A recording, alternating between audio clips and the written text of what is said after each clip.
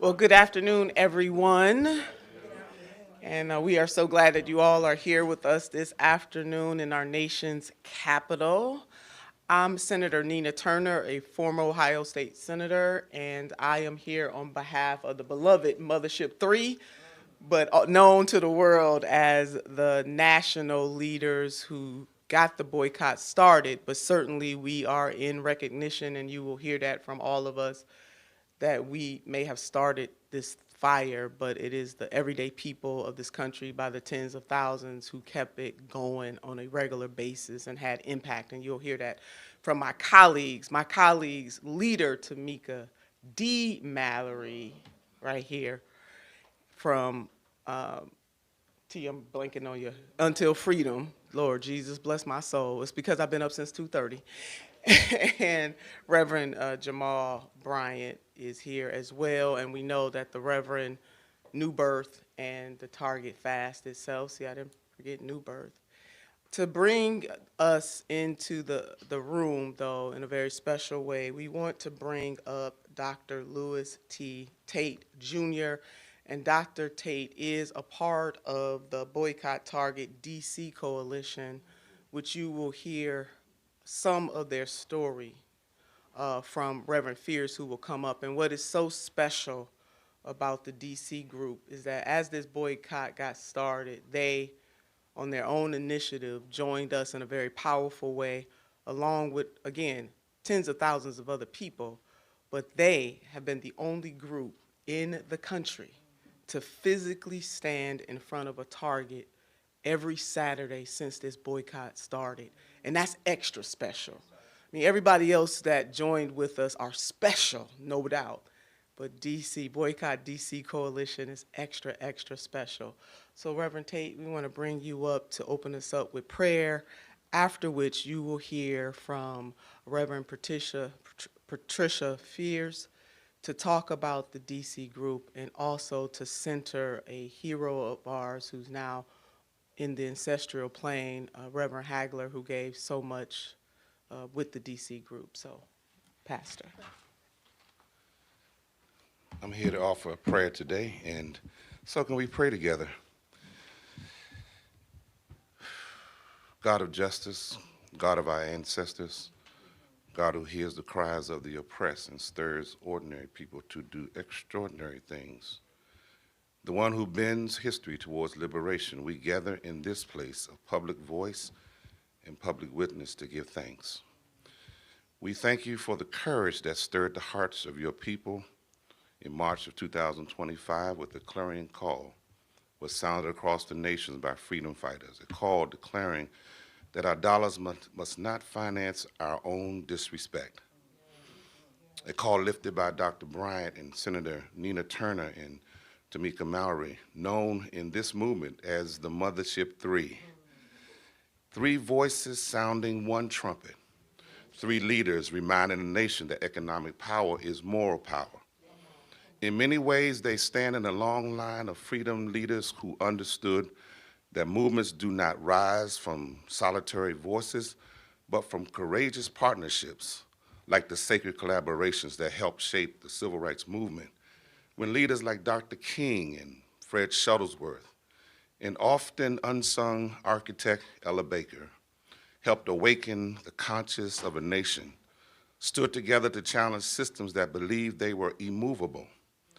And just as those leaders once called a nation to account, so the mothership called this generation to remember that our dollars carry moral weight. Calling communities across this country to remember that our dollars carry moral weight, calling the nation to account when a corporation walks away from its public commitment to diversity, equity, and inclusion, calling the people to practice what our ancestors understood well, that sometimes the most powerful sermon is not preached from a pulpit, but practiced through disciplined refusal. We thank you, God, for those voices that refused to remain silent, for leaders who reminded the nation that democracy without economic justice is a promise only half fulfilled. We thank you, God, for the faithful witness here in Washington, D.C., the delegation that refused to treat justice like a hashtag, but chose discipline of presence instead. Every Saturday, every week, standing on 14th Street Northwest in front of Target, through the cold and through the heat, through the rain and wind and long months of persistence, week after week, just as our ancestors once stood in Montgomery, Alabama, when buses rolled through streets half empty because people had decided that dignity was worth more than convenience. Today, we remember that sacred lineage. We remember Reverend Graylin Scott Hagler, whose prophetic voice helped awaken the conscience of this city, whose spirit now rests among the ancestors. We remember the gathering at Fellowship Baptist Church where strategy was shaped, courage was shared. Reverend Christopher Zacharias, Reverend Dr. Wanda Thompson, Reverend Patricia Harris Fears, Hales Fears, and Dr. Dante, our brother O'Hare, and others who understood that justice is not accidental, justice must be organized. And we, God, thank you that this movement did not labor in vain, because even in the marketplace, we had to testify. Numbers had started telling a story. And since the boycott began after Target abandoned its commitment to diversity, equity, and inclusion, the company has lost $12.4 billion in the marketplace. The falling store traffic, declining sales, and operating income dropping to $5.1 billion. Even leadership shifted. Brian Cornell stepped down as CEO but remained executive chairman. It's a reminder in corporate America, when leaders stumble, the landing is rarely hard. Lord, we know these numbers are not our purpose, but they are evidence. We still see these numbers. They bear witness something deeper. They testify that organized people still have power. They testify when communities align their purchases with principles, even billion-dollar corporations must pause and listen. Evidence that organized conscience still has power, because the truth is simple. Companies cannot build their brand on the loyalty of communities and then abandon those communities when political pressure rises. So today, we acknowledge a partial victory, not the end of the struggle, but the proof that disciplined economic resistance still matters. We are living in a time when corporations retreat from justice, when political pressure rises, when diversity, equity, and inclusion are treated as optional instead of essential. So God, strengthen us. Remind us that every corporation watching today, that communities are not markets to be manipulated, but people to be respected. Remind every leader today that justice delayed will eventually become justice demanded. But God of justice, we do not pray for punishment, we pray for transformation. We pray that corporations across the nation would learn the lesson that this movement that values people over dollars, marketing strategies over their bottom line. So we need your help today. Give us courage as we go forward.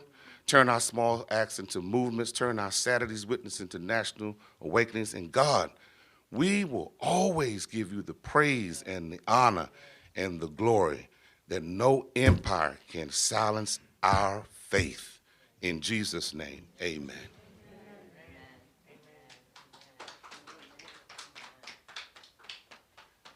Amen, and good morning, everyone. My name is Patricia Hales Fears, and I'm the pastor of the Fellowship Baptist Church here in Washington, D.C. And it was at my church that our dear friend, Reverend Graylin Hagler, got together a group of clergy, because he knew that even though there was a national fast going on of Target, that we weren't going to be spending anymore, that there was a need for some additional push, that our people are not all sitting in our pews or sitting in our churches, that people needed to hear this story, and so he gathered us. And in the typical Reverend Hagler fashion, he said, it is not enough just to sit around and hope, as Reverend Dr. Tate said, hashtag this movement. We need to let people know that this is real and we are committed to it. And so labor locked on with us, and we walked those streets. We made a commitment to go intentionally down to one of the locations where vendors were flourishing. See, here in Washington, we were dealing with at that time, and many people were struggling with that need for the National Guard was coming everywhere. And they weren't looking at the economic future that was being stripped from us as an undercurrent. And so we came together. And I will tell you, it breaks my heart because it was just a few months ago when Reverend Hagler, who had been with us from the very beginning and dealing with late-stage throat cancer, and the cancer was riddled all over his body. I was sitting at a forum for the Target boycott at one of the churches, and I didn't make it to the action that day. And his beloved called me up and said, could you get to Grayland? I don't think he could stand up. He's staggering. But he made a point to make sure we got all of the documents that we needed to hand out to people. And even though he could barely walk to his car, he stumbled along the walls. He still wanted to make sure that we were ready. That's the commitment that we're talking about. That's the direction that we need to go in. We ought not ever get weary in well-doing. We have to stick with it to the very end. And so we honor our dear beloved brother, who the very beginning of his ministry was all about connecting people together. It was him that on the day that his dear friend Jesse Jackson died, he too transitioned. But it was him who gave Jesse that rainbow. He says, Jesse had push. He says, but you need to add rainbow to it because I'm dealing with the Latino and the African-American pastors here in Chicago. And they came together and became good friends. And so we thought that when our twin towers fell down in our community, our brother Grayland and our brother Jesse, we knew that this boycott needed to continue to push, to make sure that we made a difference. And I could tell you, each and every Saturday, we talked to people who didn't know what was going on. Young people, old people, why are you doing this? And we would make it plain to them, because you're not going in there to buy your news today, baby. You got to go down the street. And let me give you some stores that you could go to. We wanted to make sure that people understood that their power was in their dollar. And we gave fiscal literacy education to those young people that didn't understand that the money that they saved could go back into their community to make a difference. See, Target here in D.C. has these little stores, but they take over the whole community. They knock the building down, build up apartments, change and jack up rents, and then the whole neighborhood shifts. But our people are refusing to let that happen. So I'm proud to be a part of the coalition that told the national, the mothership, because it landed into the hearts of those here in Washington. And we were making sure that the funk of indignity and the funk of racial injustice was not going to spread. But we were going to make sure that we were giving the aroma of hope and the opportunity for people to shine. And so we are glad to be here with you. We will stand with you. We are standing together now. I don't see us and them and us, as we're all in this together. And I pray that we will continue to fight the good fight as we honor our brother and each other. Amen. Thank you so much, Reverend Fears, and to Reverend Tate, just gave a whole synopsis, so we're just going to keep putting some icing on this cake. Definitely can testify to the fact of what Reverend Hagler meant and how myself, Tamika, leader Mallory, and Pastor Brian came back into D.C. over and over again to be with our D.C. crew, our D.C. coalition, who we love and adore so much, who physically, again, this day and age, it is so hard to get people to physically come to a place. And they did that thing, and we just love and admire them. We want the whole world to know that there's something extra special happening in the District of Columbia. So we love you all so much. I want to take you back so that we can move forward, and then after that, my dear sister, leader Tamika D. Mallory, will come up and talk about some of the grassroots efforts and other connective tissue. I feel like we're building a quilt right now. That's what I'm feeling. I'm feeling quilt energy. So just some of the top lines, because it has been over 400 days at this point, and on February the 17th, we had hit our 381-day mark, and we did, as a group, a whole group, pay homage to the people who came before us. The most successful boycott of the 20th century was the Montgomery bus boycott, and we paid homage to them. And we walk in their footsteps, in the footsteps of so many others, and here we are. So Years ago, as we know, CEO Brian Cornell said that the murder of George Floyd, which was the righteous thing to do, I want to start off by acknowledging righteousness when I see it, which happened just a short distance from Target's headquarters in his hometown, felt personal. He said that it motivated him to step up Target's diversity and equity efforts. And I want to quote him here that could have been one of my Target team members, he said at the time, recounting his thoughts as he watched the video of George Floyd taking his final breaths. Target expanded its diversity goals at the time, saying it would increase representation of Black employees across its workforce by 20% over the next year. The company started a new program to help Black entrepreneurs develop, test, and scale products to sell at mass retailers like Target. And it promised to spend more than $2 billion with Black-owned businesses by 2025, from construction companies that build or remodel the stores to advertising firms that market its brand. Now, what happened? Target did end up bending to bigotry. It announced on January 24th of 25 that they would be rolling back their diversity, equity, inclusion initiatives, stopping the reports to external diversity-focused groups like the Human Rights Campaign, Corporate Equity Index, and ending a program that focused on carrying Black products and products from other minority-owned businesses. Now, they said this on January the 24th. On January the 25th, We Are Somebody called on Target and the Target company nationwide to not bend to bigotry. And we asked them, we said, we're going to give you until February the 1st that you reinstate your program and the initiatives and ensure to protect the promise that you had laid out. They did not change their plan. They did, in fact, bend to bigotry. And as Reverend Fears laid out, there's power in the purchase. Let me put that out there. There is power in our purchase, and we decided to make sure that everybody knew what Target had done.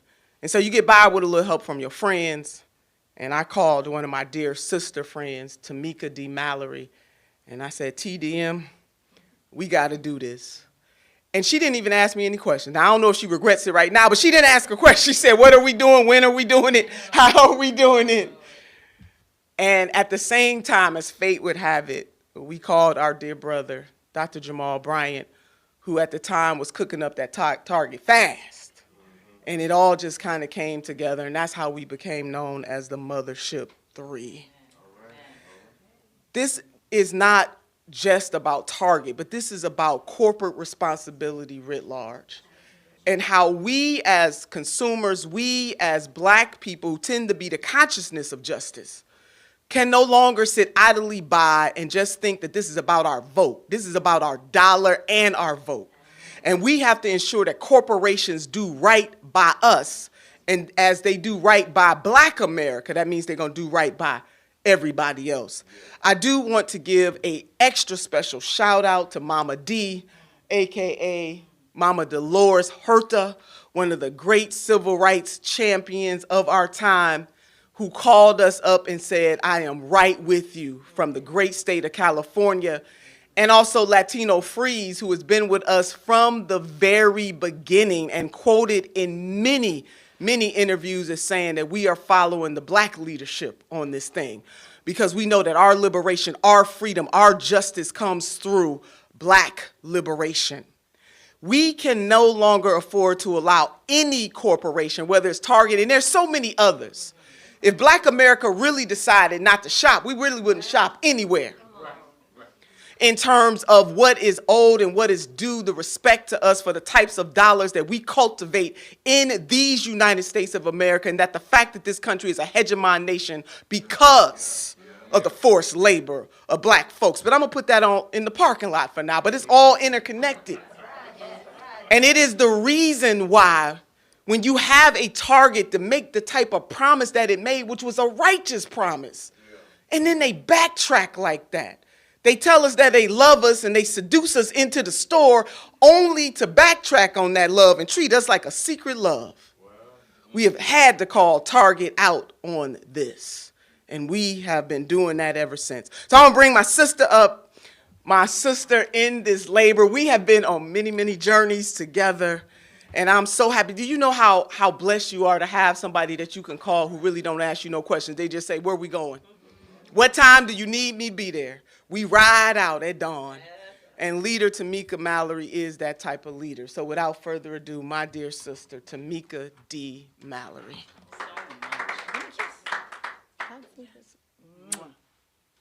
Y'all give it up for Senator Nina Turner. You know, that's our fighting sister. And she keeps it super duper real.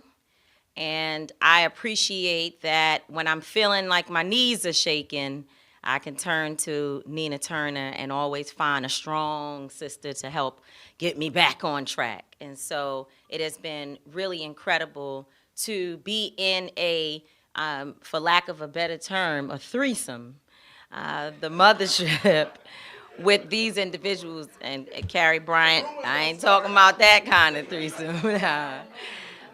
But with this group, you know, we, the three of us, have really been through a lot through this process. I think it's important for people to understand the human side of leadership. It is hard. It's not easy. And there's a lot of people who want to take credit for leading things, which they should, because we all lead in our own right. But it took real work every day, even when at times we felt a lot of things. Sometimes betrayal, you know, sometimes just tired. You're fighting against a massive system. And the fact that we were able to stay the course is really special to me. And of course, Jamal, who is my brother, my big brother, and you know, his creativity, your creativity, let me not speak as if he's not in the room. Your creativity is incredible. What you have been able to do, not only in your life, but in your ministry and everything that we see happening, is you should be celebrated for it. Because it is certainly, you had the thing that helped us to kind of bring this to another level. And we all needed one another. We all needed to play a specific role. And so I'm grateful to be here, and good afternoon to all of you. Thank you for those who are tuning in around the nation, possibly around the world, to all of you who showed up here today. I really want to join my colleagues in acknowledging the thousands of people, tens of thousands of people, probably millions of people who didn't need to sign up. They didn't need to call anybody to be acknowledged. They just did what they could do, which was to stop spending their money right in their town, right in their community. And those are the people who we honor today. Thank you for participating in the Target Fast and the consumer boycott overall. For many people, this was not symbolic. It required real sacrifice. People changed where they spent their money. Small businesses and families made difficult decisions. I think about the authors who asked people not to purchase their books from Target. I think about those vendors who redirected sales to their own websites, and also some of them showed up at community events to sell their products directly to consumers. It's not easy to do that when you've already worked so hard to become a vendor in a place like Target, and they should be celebrated. This happened because we know that when vulnerable communities are under attack, the people must respond in ways that demonstrate our collective power. And because of people's support, your sacrifice, and our commitment, we are gathered here today to provide a report on the progress we've made and the areas that are still of concern. And as I sit here and look at those of you who were outside of Target every single Saturday, you guys put the real skin in the game. And we are nothing when we say we're leading and there's nobody there to be a part of the movement. So you really are the ones that held this thing together, and you deserve to be praised, honored, supported, and thank you so much from my heart for what you all did to keep this movement going. For many months, Target remained silent as we requested multiple times that they meet with us, the previous CEO, the incoming CEO who is now, he is the sitting CEO. We wanted to discuss the boycott and the demands. And those demands were always about ensuring that the commitments made to the Black community in the wake of the racial justice uprising of 2020, in the name of George Floyd, that they would not simply disappear under the pressure of the racist attacks on diversity, equity, and inclusion. Pastor Bryant will come up and speak more about the specifics of each demand. But based upon the conversations that we had with Target, multiple meetings that we have participated in, we can report today that there has been progress in a few significant areas. I believe it is important for our community to know that when we work in a collective capacity, our efforts can produce movement.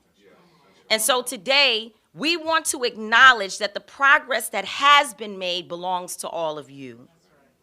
At the same time, it is equally important for us as good stewards of your energy to provide a full picture so that you can make decisions about how you would like to proceed going forward.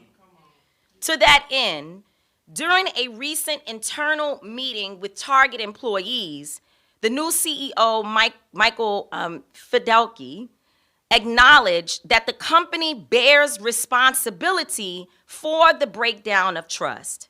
He actually said that the trust had been broken, particularly with Black customers and even with the employees within the company. And that kind of acknowledgement matters. Taking responsibility is an important step towards trust if you truly want that trust to be restored. The acknowledgement demonstrates that you can name the harm and state your commitment to be better out loud.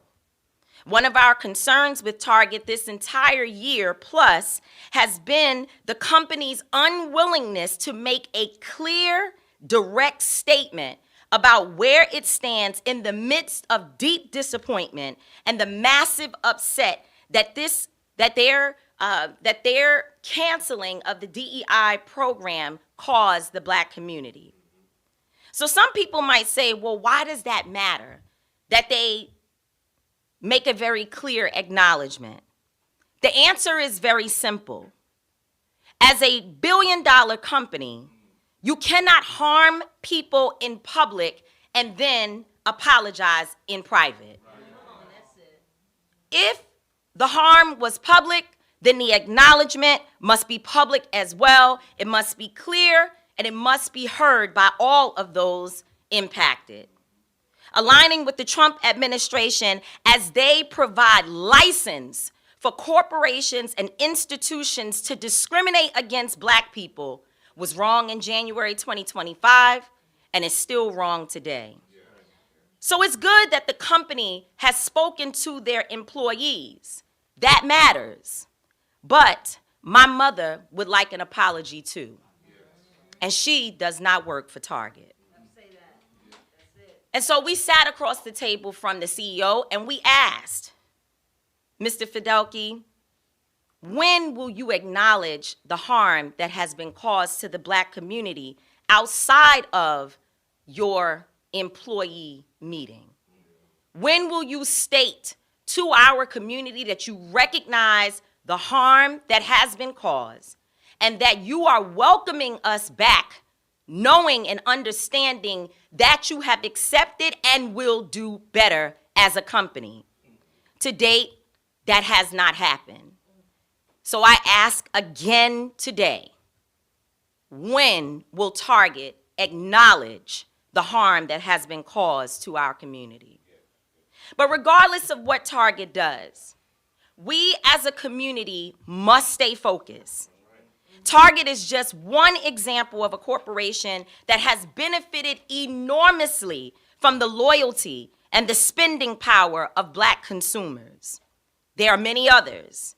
And when a company that has profited from the loyalty of our community appears to betray us or has betrayed us, we have a right to respond.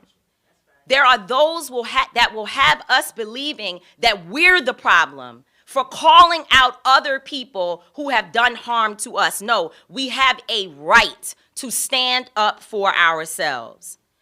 The larger lesson here, though, is about the power of our community. Black consumers generate more than $1 trillion in economic activity in this country every single year.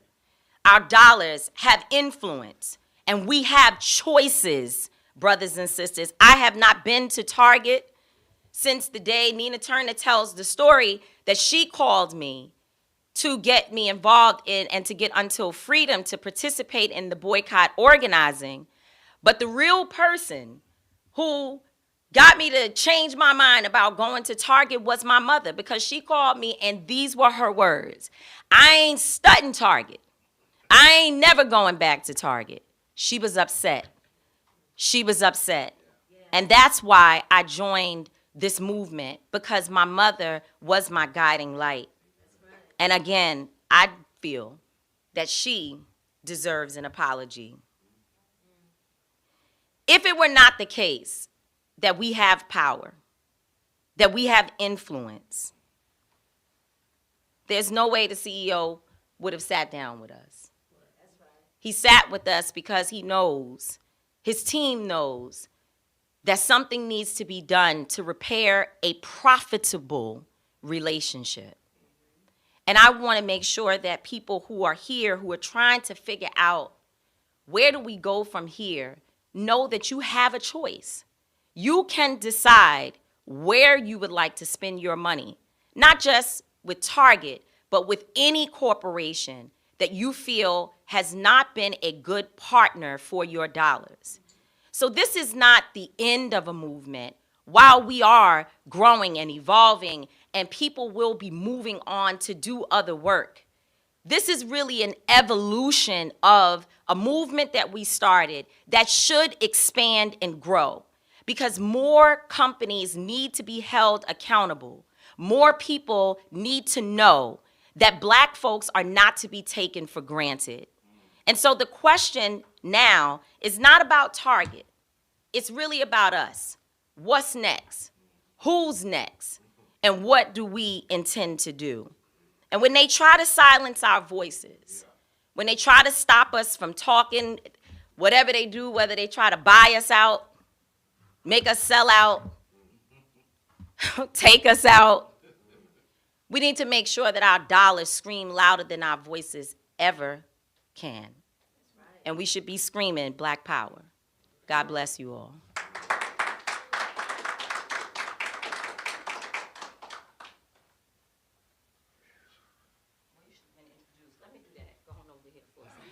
I'm sorry. I thought Nina was going to come back and introduce our brother. Let us please bring to the podium the Honorable Prime Minister, the Reverend Dr. Jamal Bryant, who is the organizer and the great visionary behind the Target Fast. Thank you. Thank you. Good afternoon to all of you. Let me take a moment in the middle of Women's History Month to say I never had the opportunity to breathe the same oxygen as Fannie Lou Hamer. I never got to meet Sojourner Truth or to know Harriet Tubman.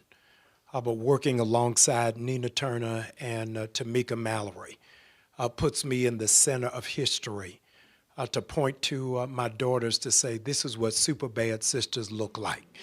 And I am grateful. Always in the civil rights movement, it has been Black women who have done the heavy lifting. And so I want to take a moment just to salute and to celebrate my sisters who have really been the heartbeat and the brain trust of this movement. Can we celebrate them for the work that they do? I am grateful. They are not colleagues or co-workers for me. They are my sisters, and I love them. We are sisters and brothers in every sense of the word. We fight, we argue, we disagree, but we kiss and make up by the next day, and we're grateful.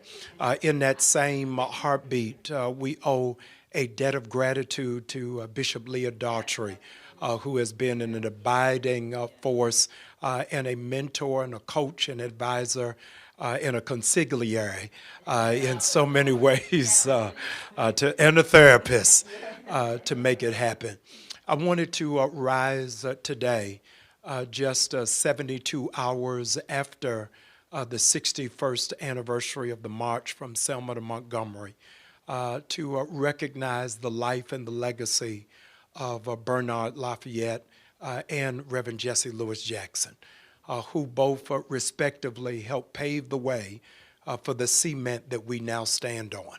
I'm grateful that Ecclesiastes is right, that there's nothing new under the sun.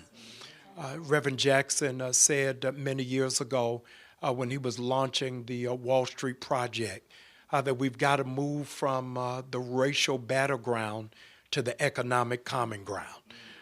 This is serendipitous for us to be here today, and I wanted you to be mindful that Representative Turner is from Ohio.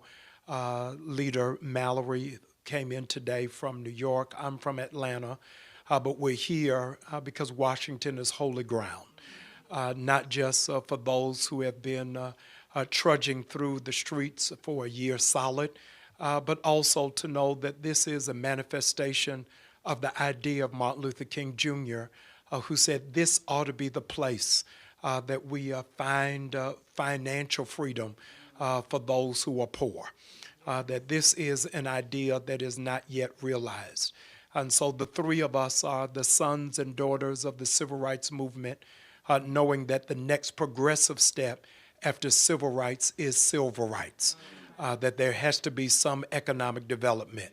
Harry Belafonte gives witness to Dr. King calling him 4 weeks before he was assassinated and said, "I am afraid we've integrated the Negro into a burning house.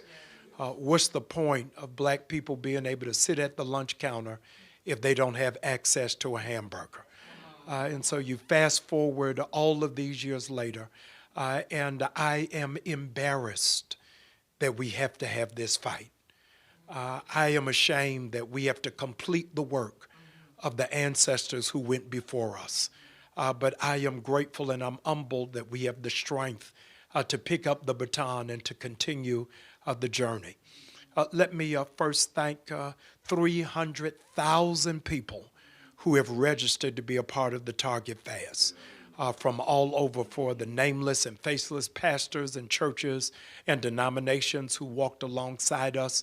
Thank you. When Senator Turner began to speak this out loud and Leader Mallory began to echo the sentiments, there were naysayers who didn't think this would have any impact, have any effect, because quite frankly, honestly, transparently, a whole generation has not seen an effective boycott.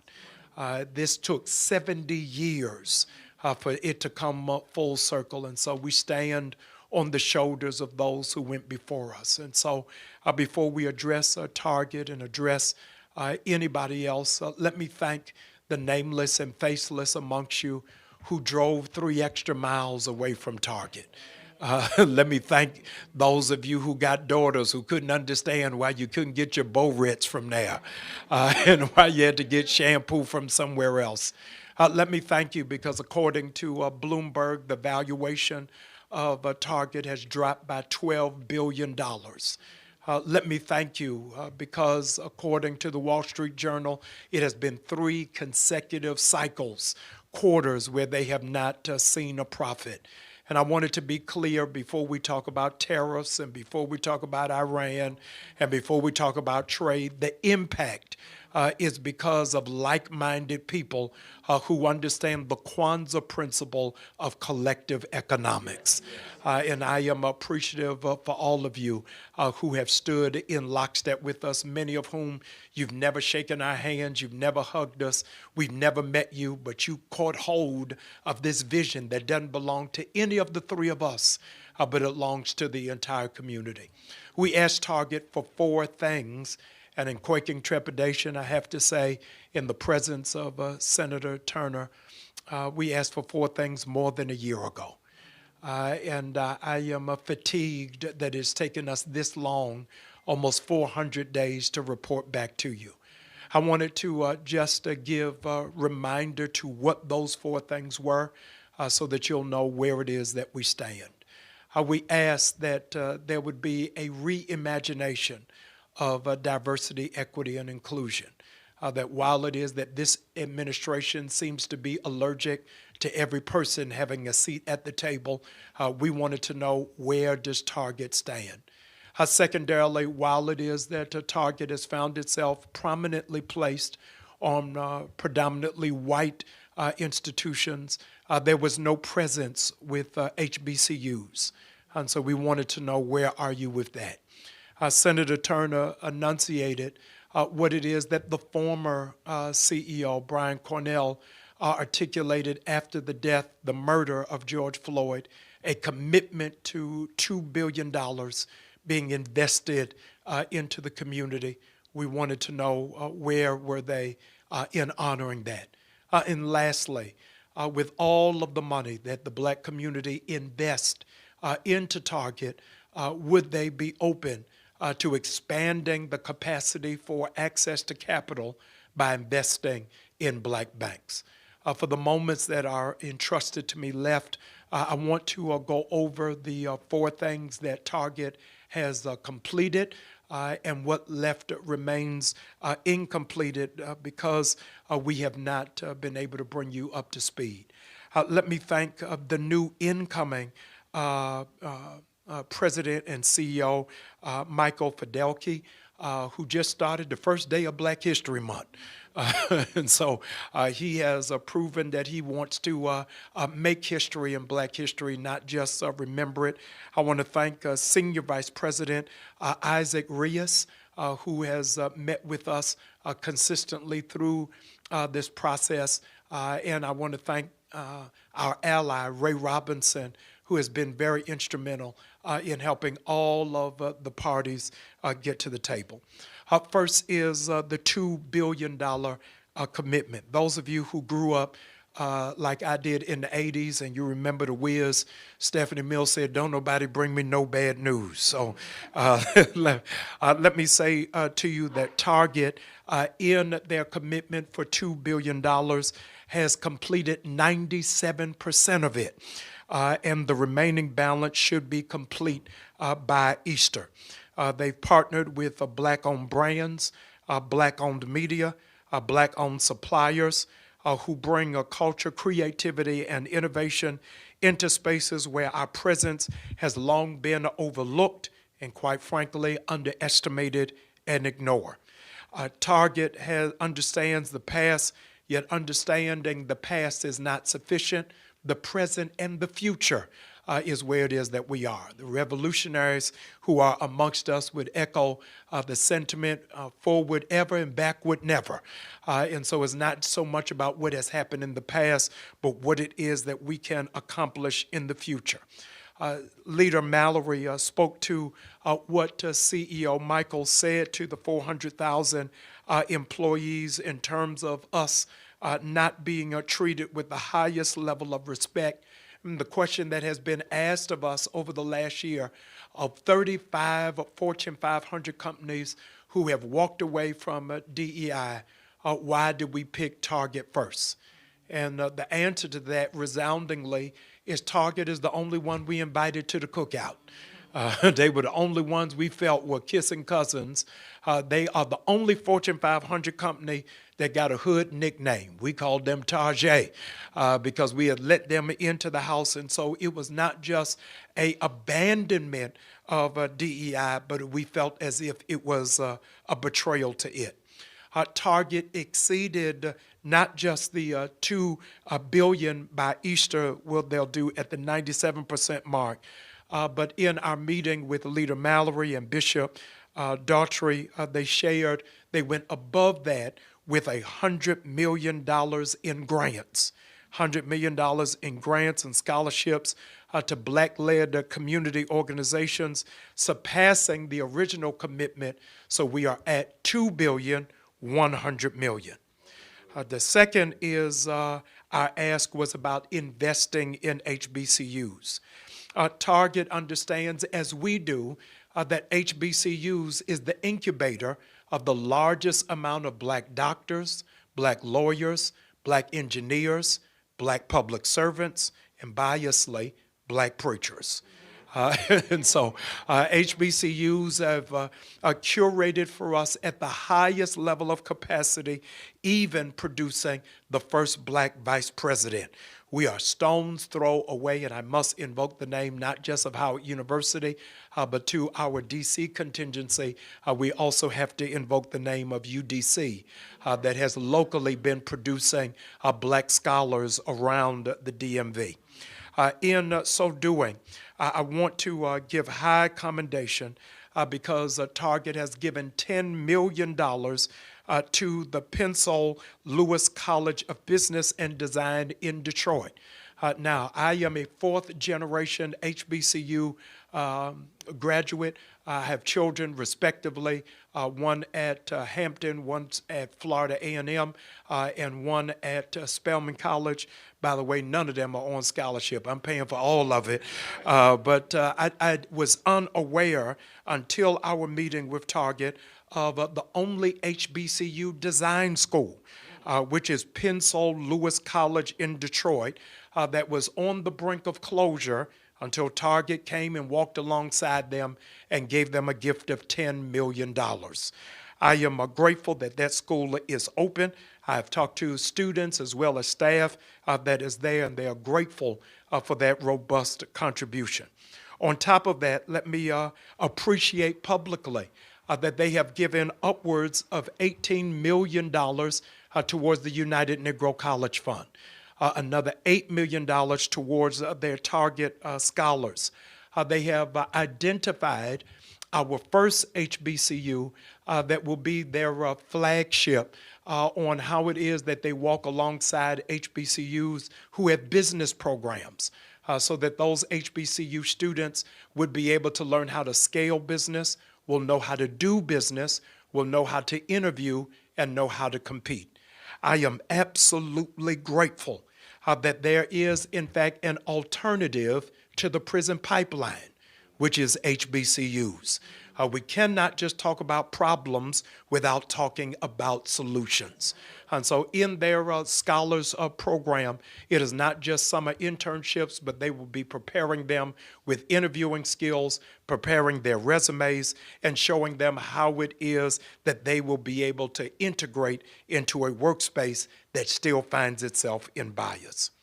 The third area that I wanted to direct your attention to in the absence of diversity, equity, and inclusion is I would be derelict of my responsibility to not underscore being flanked by Representative Turner and Leader Mallory, the impact of the absence of diversity, equity, and inclusion on black women.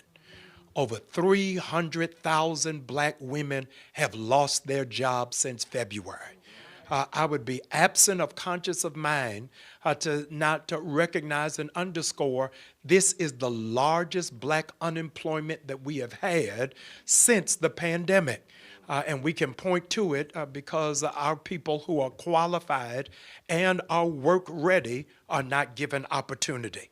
Let's not delude ourselves to believe that diversity, equity, inclusion is necessary. Just yesterday, somebody was placed on the Air Force Board who has never been in ROTC. Let's not delude ourselves of where it is that we are, that we have the most ill-equipped cabinet in the history of the United States of America. And they've gotten the job from reverse discrimination. And so they piloted a program Target did on last January called the Belonging Program. I want to direct you, because I don't work for Target, I want to direct you to their own website so that you can find how it is that they are opening up opportunities for minorities and for women to be able to get access not just to entry-level positions, but how it is that they can scale up and how it is that they will not get a concussion hitting their head on a glass ceiling. I am pleased to report that now 13% of the board of Target is now minorities. 13%. They can stand toe to toe against any other Fortune 500 company with their diversity measures and in their inclusion. They are in 2,000 communities. Target is in 2,000 communities, and they have made a commitment to partner with those communities and with those organizations and with the young people in those communities and organizations so that they would have a fair shake and a fair opportunity. Those, ladies and gentlemen, are the three we have made progress in. The fourth one is the one that really burdens my heart to this day, is that up to this hour, Target does not have a relationship with not one black bank. I am grateful for President Cynthia Day, who is the president of Citizens Trust Bank in Atlanta, Georgia, who has been walking alongside us to see what banks are equipped and prepared to be a partner with an organization at this scale. We have submitted the names of those banks to Target, realizing that is a process that is deserving of the right level of interrogation to make sure that it is a great fit. We are prayerful that Target will be able to align itself with a black bank. Pastor Bryant, why is that necessary? It is so necessary that our banks have equal and strong footing because home ownership is the entry point for generational wealth. And we've got to move our people from a renting mindset to an owning mindset. We cannot talk about black businesses without talking about black entrepreneurship. And an overwhelming majority of our black businesses only have one employee, which is the owner, and they are not able to go to scale because they don't have access to capital. Our community banks are, in fact, the epicenter to help hoist us to get to the next level. We have not been able to get all that we have desired, but I am grateful for the strides that we have made. For the Target Fast that really reflects the faith-based component of this, we are claiming victory. And I believe that our generation needs to see victory. The reason why that is important is because our generation has only seen settlements. Our generation has only seen settlements and has never seen victory. And so I wanted this generation to know that there is power in your voice. We are collectively the 12th wealthiest nation in the world. And if we, in fact, bring our resources together, we'll be able to make an impact and able to make a change. Weeks from now, I don't want it ever to be said that what it is that Target went through was because of Iran. I don't want it to be said that it was because of tariffs. It was done because black people and brown people and conscientious people had a made-up mind that we can make a difference and we can make an impact. And so could things be different? Yes, but things are better. And I'm appreciative. And sometimes we've got to celebrate small steps. Nelson Mandela, in his autobiography, The Long Walk to Freedom, said that the long walk to freedom begins with the first step. And I believe, ladies and gentlemen, history will record this was the first step to the new civil rights movement. And so I am grateful for those who walked alongside us, those who partnered with us, and I am thankful that we can claim in this hour that victory is ours. Would you do me a favor for the nameless and faceless people who are not in the room? Would you give them an applause, please?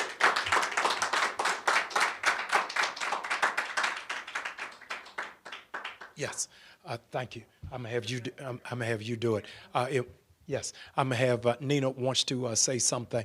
But the Target Fast entity of the boycott is, and I speak for the Target Fast. This is an amalgamation of several different movements that are taking place. But the Target Fast entity, which is the faith-based initiative, is claiming victory and giving God glory for what it is that we have done. We are effectively today closing this chapter because we have other fights that we've got to see and other things that we've got to tackle, but I'm grateful and I give God all of the glory for what it is that he's been able to do. So thank you for praying with us, marching with us, and standing with us, and stay tuned for the next fight, but this fight for us has now reached its conclusion. Thank you, Reverend. Just wanted to mention that there are people still fighting other fights with Target, and so the collective, we would be remiss if we didn't remind people about ICE and the assaults on people all across this country, but particularly what Minneapolis and St. Paul were able to show the nation what they could do when people come together. We do stand in solidarity, as Reverend Bryant laid out the demands that we made prior to that. It's not lost on us that there's another type of fight that's interconnected with the economic fight that is going on by people being snatched up and people even being murdered, shot in the head and shot on the streets and called terrorists by a federal agency with our tax dollars. So we are here to say that we stand in solidarity, and also the House of Labor stands in solidarity. Bishop, we forgot to mention the AFT. Yes, please. Can we mention the AFT with President Randy Weingartner, those teachers, how many, 1.8 million? Or so teachers joined us in this efforts, and also particular uplift and thanks to Chicago President Stacey Davis Gates, who fought really hard to get the AFT involved, and teachers all around this country joined the Target boycott and the fast. And as the preacher laid out the people who signed up for the fast, millions of people participated. Those are the people who actually signed up on the website. But millions of people, make no mistake, had an impact on all the shares and everything that happened with Target. So I want us to be cognizant of other fights still going on, of which Target has to answer for, people being snatched up out of their stores or snatched up in their parking lots. They got to answer for that. People's civil rights and civil liberties should be protected. Not just by corporations like Target, but corporations all over this country, again, who should not bend to bigotry. And then the Minneapolis local leadership itself, we want to lift them as well. It takes all of us to be in a fight of this magnitude. The struggle is forever, and so we are forever in the struggle. Lastly, in the words of James Baldwin, not everything that is faced can be changed, but nothing can be changed until it is faced. And we are facing these things, and we must understand that all of this is interconnected. It is not just one, but it is all of these assaults. And that justice only reigns when conscious-minded people put a little extra on their ordinary so that extraordinary things can happen. Our sister, Tamika Mallory, our sister leader, Mallory, had to run to catch a plane. But as you can see, we are together, and again, our DC group, we cannot say enough.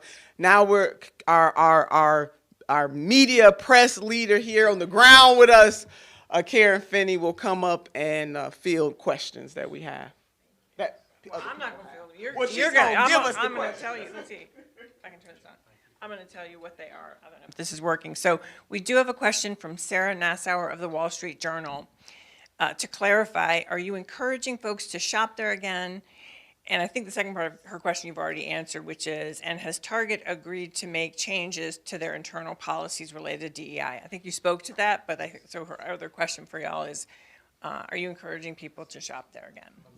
And that's the only question I have so far from journalists. So I think after that we can close. I am not encouraging people to go back and shop at Target. It really is a sin and a shame that it took them this long for us to get to this point. I think what the three of us, for a brief moment, let me just speak for the three of us, which is Leader Mallory laid it out, that we came to give an update because the people who participated in this with us all over this country deserved an update and to know where we are. Based on the update, the history, the information, and the update, people have to decide whether or not Target is worthy enough for you to go back in their stores. I personally And as Leader Mallory laid out, her mother even saying she not going back. I'm telling you, I am not going back. And particularly because we are owed a public apology. And so I want to see the Target CEO, just as they quit us publicly, they need to reaffirm their love for us publicly. Ultimately, people have to make their own decision. But as for me and my house, we will not be going back to Target. I am misspoke. Appreciate you. I'm gonna hold that. No problem. Peace and blessings. Sam P.K. Collins from the Washington Informer newspaper. I have a couple of clarifying questions. First, the exact date of your most recent meeting with Target leadership. I wasn't quite clear on that. And I have a couple more after that, if you don't mind. Yeah, I don't mind. It was, I believe, the last week of February. I believe was the last meeting. The exact date, I'm afraid, I don't know. But the problem. last week of February. Awesome, that's fine. Yes. And in terms of the exact state of the boycott, am I hearing correctly that it is officially over? I don't want to put words in your mouth. I'm just trying to get clarification on Yes. that. So I wanted to lend clarity. You're seeing an amalgamation of three different entities happening at the same time. I am speaking expressly around the Target fast. Gotcha. So the Target fast is bringing our boycott to the end. But as Leader Turner intonated, there are other streams that are still operating and functioning. I am speaking expressly and solely that the Target fast is coming to an end today. Got it. And in Yes. terms of the progress that has been made with the funding of HBCUs and things of that nature, have those funds or those arrangements, have they been enshrined in like MOUs, things like that? What Yes. accountability measures are there? Yes, so we had a full, what I'll put in hood terms, we had to check the receipts. So we checked the receipts on all of the 97% of the $2 billion that was given. We called the HBCUs to verify those partnerships. We didn't take people's word for it at all, but we verified everything before we came to this room. Got you. Yes. I do. You got to please pardon me, because representing DC. Here. No, thank you. So, in alignment with what Reverend Fears was talking about earlier, Yes. she did mention the small businesses, the Yes. vendors that were out front on 14th Street. Yes. What's the game plan as far as going beyond a boycott to support small businesses for those of us seeking alternatives that are pouring into our entrepreneurs, our small Yes. business people? Thank you. So at the outset of the Target Fast, we partnered with the Black Business Association. Those who went to targetfast.org, we sent out a digital directory of 300,000 black businesses around the country for people to participate in. I've partnered with 5 churches around the country, mega churches, Wheeler Avenue Baptist Church in Houston, Texas, Salem Baptist Church in Chicago, Friendship West in Dallas, Texas, Allen AME Church in Jamaica, Queens, New York, and of course my church, New Birth in Atlanta, where quarterly we're doing what we've called the Bullseye Market, where we're bringing in 100 black vendors under our roof and pouring in people from the community to support those. It's very important for us, as you would understand, you can't tell people what not to do without showing them what to do. And so black businesses are important. And thank you for bringing me down the trail. I want to appreciate the black businesses that were in Target and had an adverse impact because of this boycott, and have really had to shoulder and to pivot and to adjust. I am going to be resolute about supporting those businesses that have, quite frankly, been holding on by a thread. But I want to make sure that we don't redirect this energy away from recycling the black dollar. But I think it's important that we support our black businesses, not just in Black History Month, but all year round in doing so, and doing it without asking for a discount. No doubt. And Dr. Bryan, I just want to add to that, as soon as, and what Dr. Bryan has been able to do with that marketplace, but as soon as we got word about the disparate impact, and that was a righteous question, what about the businesses that are in there? we did create a directory of almost every, because just in case we miss one, we right away created the directory as soon as the boycott started with the individual websites of almost every vendor. A lot. Yeah, a lot that was in Target so that people could go directly to their website. And as Reverend laid out and also Lita Mallory, there were some very courageous vendors from the beginning who said that they would not cross the boycott picket line, so to speak. And we owe a great debt of gratitude to them because they made an economic sacrifice and even did interviews across the country and did direct people directly to their website. So we don't have to use the middle company at all, ever, for any of these things. Because of the type of technology that is at our disposal now, we can go directly to these companies. So whether it's Target or somebody else that we want to show that we are not to be played with, we can go directly to these businesses. It has always been important to all of us to make sure that as we are making a larger point about the importance of not taking the black dollar for granted, that those dollars flow directly to those black businesses. Really do appreciate that. I got one more. Please bear with me, and I wish Miss Mallory was here. We standing in the stead for our sister. She had to catch a And flight. let me also say, we take all of the questions because part of our push has been around black media. Yes, sir. Yes. And supporting the black press. And so we're grateful, one, that you are here. And we want to celebrate our partners, the Root and the Black Star Yes. Network, who has partnered with Roland us on Martin. the day. Yes. Yes. So, no, we're grateful for all your things. Thank you, sir. Appreciate you. In the spirit of that question, if y'all can just speak about the collaborative efforts, just take us back in time. Of course, Senator Turner, you did talk about the phone call initially, but just bringing 3 streams of the boycott together, what was the conversation in making that happen? What lessons can we learn contemporarily as it relates to sharing space in the movement? Yeah, it's such a powerful question.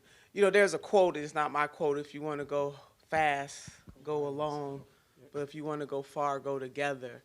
And certainly my organization, We Are Somebody, as I said, January 24th, that statement was made by the former CEO that, diversity, equity, and inclusion was out the door as Target gave $1 million, let me just say, to the public party of President Donald J. Trump, known as an inauguration, but I digress. Gave $1 million to that effort, along with some other companies. They're not the only one. When he made that statement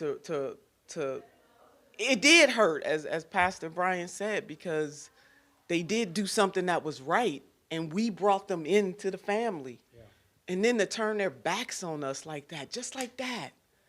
And far too often, what Target did is a microcosm of what America does to black people all the time. We're always sacrificed on the altar of something all the time. If you look at most major compromises in this country, black people bore the brunt of the so-called compromise. And what Target did was just the 21st century version of that. Love us and then leave us. Yikes. And that hurt. That really hurt because Brian Cornell did the right thing, Pastor. Yeah. Yes. He did. And then just like that, bent to bigotry, where companies like Costco and so many others said, I see you in court. Right. So Target didn't have to do it that way, but they decided to do it that way.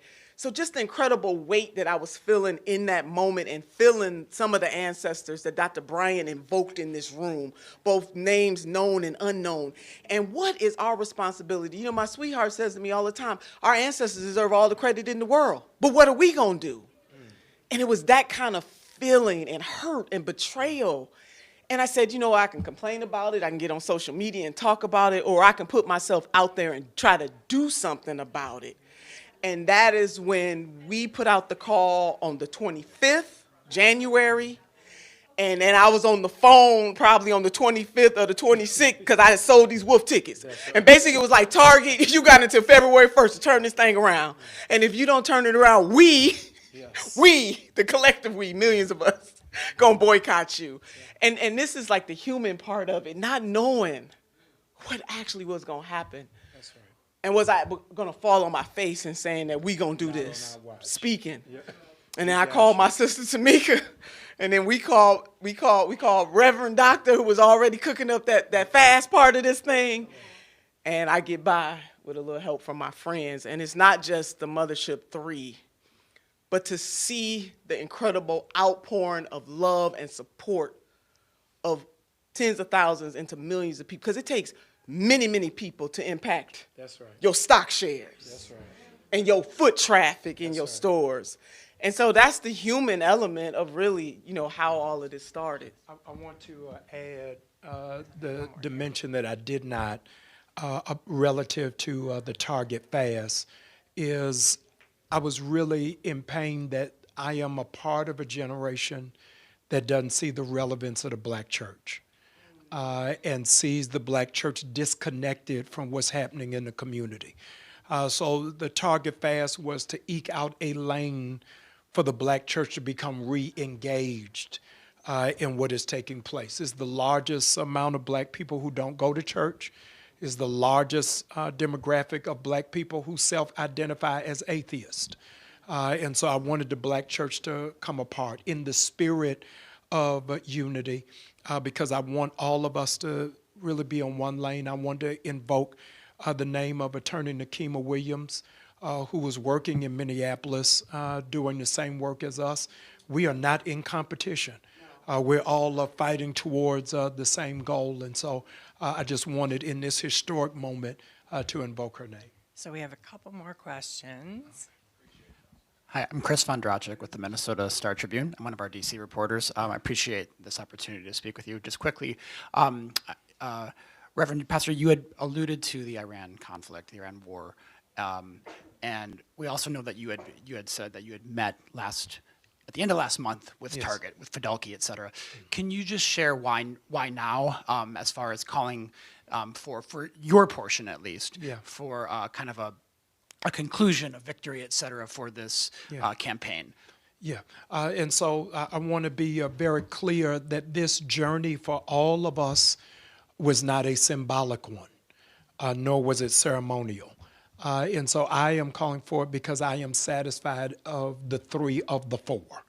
And so once I was able to verify where we were, there are other, as Representative Turner intonated, there are other issues that are yet amongst us, but they're not in the 4 of my original ask. And so in integrity to what I asked for, then I wanted to be in line and in lockstep with that. So I am asking for it now because I am satisfied with what it is that I've been able to discover. Yes, thank you. My name is Nia 2X from Nia 2X Radio, the voice of the people. I wanted to clarify. I saw you on the bullhorn, the bullpen, Okay. and you made a statement, and I wanted to clarify that there was $12 million spent and given to Target every day. Was that from the black community or the total population? So it was 12. 12 million a day.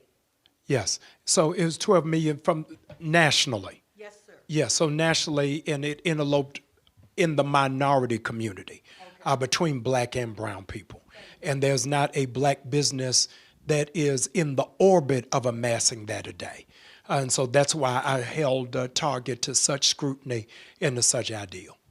Thank you, ma'am. There's also a question online, and I cannot find his media organization, but he just asked about the media and what role the media has played. Have they been helpful? Have they been harmful? Yeah, I love So when come media asks stand that beside question. me now that That's you what walking I- out of the yeah, camera sure shot. you want to know So, that. yeah, so let me say let me say in large measure, let me thank also the organization I'm a part of, Progressive Baptist Convention. Let me say in large measure, this has been pushed by social media and the black press. So social media and black press, we didn't have a budget. We didn't have a publicist. We didn't have an agent. Have not gotten the dime. Can we We've never said it. yeah. We want to say on record. On record. We want to say on record, even in the absence of Leader Mallory, that we've not received one dime, not one favor, not one in-kind gesture. We have done this 1,000% with clean hands, with a pure heart. And so our people have been so wounded that we become suspicious about leadership. And so I wanted to say up front that none of us are magically going to be on board seats. There's not a special program that's going to happen at New Birth next month, but we wanted to make sure that the community knows that we did not take any personal gain from this journey. We flew here on our own dime, and I'm grateful. And to Roland Martin, who Yes. texted us and said the live stream is going very well. We must say for Brother Roland, I believe he was the first to interview us about this, and he asking right now who's gonna be on tonight. So I'm gonna let y'all work that out. I want to make sure. Are there any other journalists in the room with a question? Yeah. I'm gonna hold that. Chuck Modee, WPFW in DC. Senator Turner, you talked about you were hurt the way Target acted. We know during the George Floyd uprising here, and particularly in DC, that they were all Black Lives Matter, we're making commitments. Could you get into that, your analysis of why they would make those commitments and then flip and then change so much a few years later? You know, that is really a good question for them in terms of they got to search their heart to give an account for why you would do something that was so progressive, so beautiful, so wonderful, and so righteous, and then bend the bigotry so quickly. As I intimated before, a lot of times in this country, when it comes to justice in all of its forms, economic, political, environmental, or social, the Black community is the first community to bear the brunt of the reverse. And they did not hesitate, even though, and the president is wrong in this. Diversity, equity, inclusion is a workers' rights issue. Diversity, equity, inclusion is a moral rights issue. Diversity, equity, inclusion is a justice issue and a progress issue as a nation. Who doesn't want diversity, equity, and inclusion? What is wrong with it? And you know, you even had some leaders recently who said to our DC contingent that, what did they say? It was toxic. That diversity, equity, inclusion is toxic. By whose standards? And if anybody tells you that diversity, equity, and inclusion is toxic, then there is something wrong with them, and we just got to call it out. And so, again, the benefit to Target by the former CEO and president, Brian Cornell, doing the right thing in the right moment, and how Target was rewarded for that, because they made multi-millions. And then at the drop of an executive order, you divorce us, and we ain't go to counseling or nothing. You just dropped us. No mediator. No mediator. You just dropped us. So yeah, there is a pain there. There's a gnawing there that is exacerbated by a Black experience in America, that we understand that what Target did to us is just a reflection of what happens to us over and over again in different iterations and different forms in the United States of America. So yes, it was very hurtful. And again, earlier on in my remarks, I want to say this again, Mama D, Dolores Horta, trying to get to, hey, I got to talk to y'all, got to talk to you, Reverend Brian, all of y'all. Just want to thank her so much, because there's a backstory to that where they went to her first to try to divide and conquer. And I'm going to lift up Mother Horta in this room, that she nor her daughter in that meeting allowed Target executives to divide and conquer the Black community from the brown community. Dolores Horta did that and hadn't even met with us. Latino Freeze, questions unasked, started marching in front of Targets. Now, they didn't do like DC did every week, but they did that. And they said, we following the Black community's leadership. And then to our gay, lesbian, and transgender plus sisters and brothers, family and friends, I believe it was, and Ryan is not here with me, but I believe it was the Minneapolis chapter that gave up money. When they saw the Target boycott happen, they were getting about $50,000 a year to put on their pride. And they did not accept the check when the boycott started. So to all the people who we know and we do not know who refused to take that money and who also had the courage and the wisdom to follow Black liberation leadership. We salute you. That is how coalition is built and formed, and we must keep it. And again, to our sisters and brothers in the ICE struggle, we see you, we feel you, and we stand with you. Dr. Brian, you take that one. You don't know what it is yet. All right. Question, how you feel as a woman leading? I can't answer that question. So this will be the last question, and then folks on the live stream, just so you know, this will be the last question, and you can close us out, Pastor, because we got to get out of this room in a few minutes. All right. Hi, my name is Ianta Summers with Summers Public Affairs.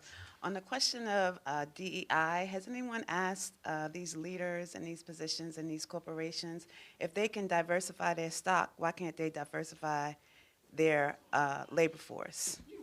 Listen, you said it better for us. Yes. Thank you.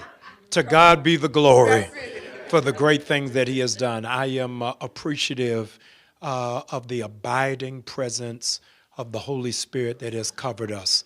I'm grateful that the hand of God protected our brothers and sisters every Saturday without incident or accident. I'm grateful that we don't have any calamities or casualties.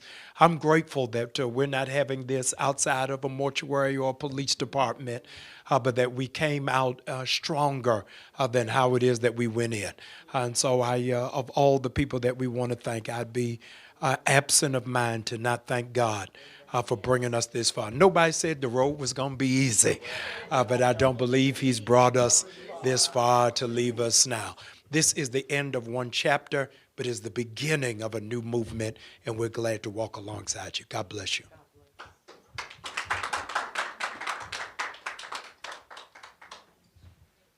You're a rock star. Thank you.